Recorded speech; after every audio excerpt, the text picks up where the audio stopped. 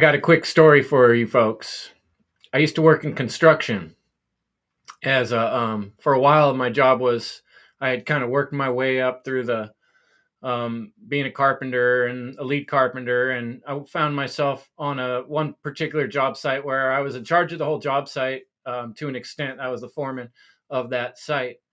And one thing I learned, well, being in charge of other people of multiple different trades and having, I went through a series of apprentices or helpers, and most of them weren't very helpful, to put it nicely. Um, I learned this thing about two different distinct ways that people think. And I should point out real quick this video I'm making in response to a video I just watched. And it was by a content creator called Gamma AU Obsidian. I met Gamma through Library of the Untold. I've been really enjoying Joey's Library of the Untold videos. So I joined the Discord there, and I found some other people chatting in the self promo section. I of course right went in there to show off my stuff. Pretty eager always to do that, but it's because I love sharing, and I have a greater purpose. I'm very passionate about it. And one thing I really appreciate about what I've watched so far of Gamma's videos is that he also has this desire to teach, to learn, and not be bound by what other people are saying or what's been said. And so that's really the point of why I wanted to address. He said something in his video that I was just watching, and about he was kind of talking about the frustration um, in so many areas we have of study where people are basing ideas off of what someone else said rather than thinking about it like originally or freshly from the beginning. Like it's always you start with this given. That's the term I think of, like geometry. When you do a geometry proof, when someone's trying to prove something, right, you always start off with the given, and then based on that given, it's like, okay, what about this variable or this example? And that might then lead to this conclusion. And what Gamma's pointing out is so often I didn't agree with the given. That was my situation I ran into back during the pandemic, where I didn't agree with the initial conclusions. I never have, that people have about how viruses spread necessarily.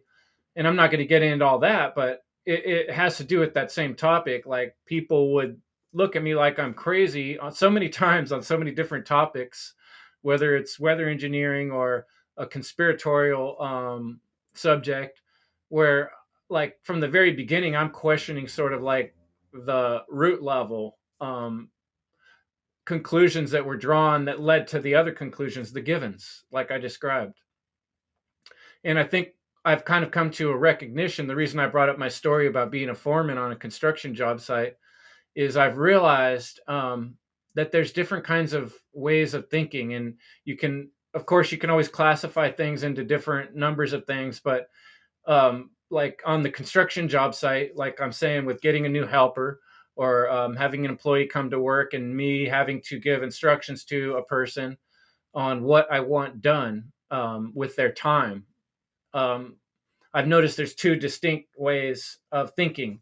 And I started out because I think of myself as a contextual thinker. I think in context of the situation. Chess is a perfect example. It really forces you to think about not only this move I'm going to make, but kind of like what were the moves that led up to this point? What is this opponent I'm playing against strategy? And then where's this move I do now going to put me a few moves from now? Like it really requires kind of looking at zooming in and zooming out, not just being right in the exact move you're on. And so when the way that applies to like a helper on a construction job site is a perfect example. Is I might get a new helper, and I say to the helper, thinking that his mind is like mine, a contextual thinker, hey, I need this whole house cleaned up before the homeowner shows up at the end of the day. So I want you to go and work through the house and make sure everything's looking good, right? And then come back an hour later Or shoot, sometimes the guy might just come back to me in 20 minutes and be like, okay, what do you want me to do next? And I'm like, well, you got the whole house ready? I know there was a lot of messes going on. I start walking around and, barely scratched the surface of what I want done.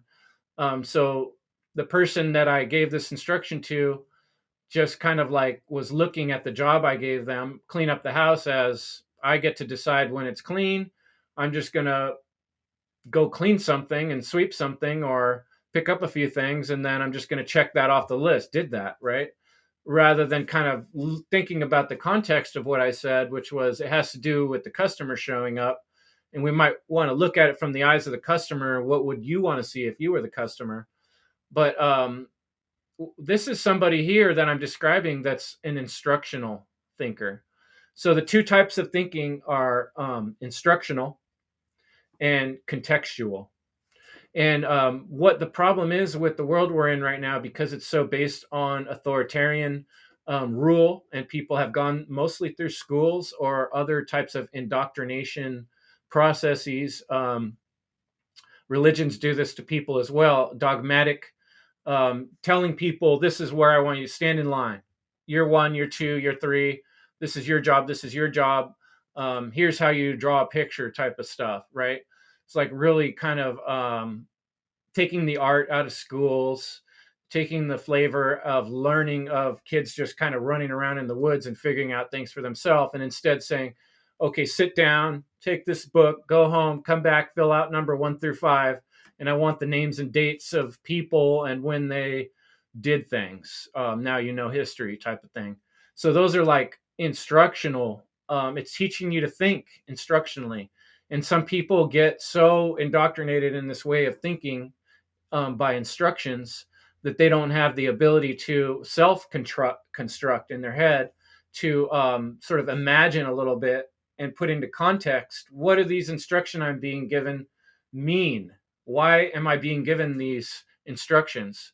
So I realized that there were certain kinds of guys who I would just bang my head against the wall trying to tell them what I wanted done, because I would always leave them some room to do it the way they wanted to do it. I don't like it when people get all instructional with me. One, go sweep the back room and pick up the pieces of wood and then come back and report to me and I'll tell you what to do next. That's what the instructional learner, I realized, needed.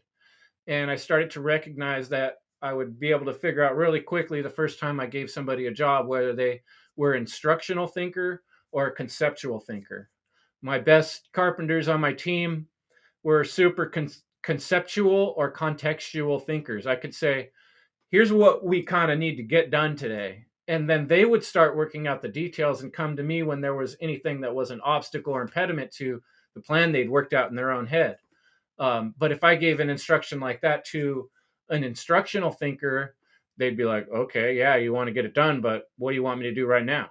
I'd be like, well, first I want you to go get your tools. Okay, get out your tools, get them all ready, get your batteries charging, and then we'll come talk about step 2.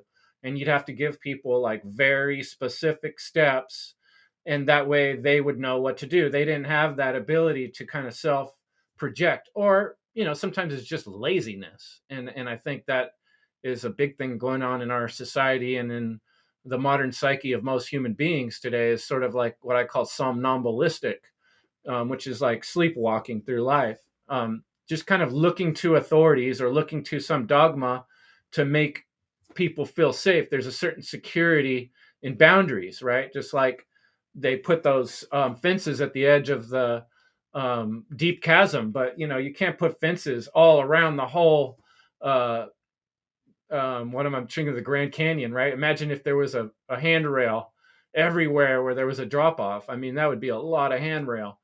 And it's just ridiculous. Like, we can't keep thinking instructionally and be able to ever look at context.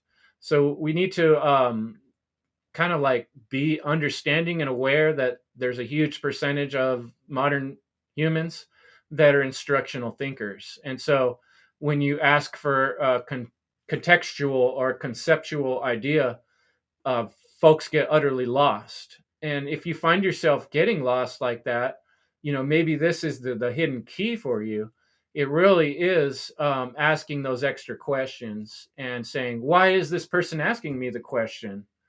um, what would be the something I could do that wouldn't be within that realm? Oh, that that would be wrong. And then what would be the thing that would be most right? And then how could I do that most efficiently?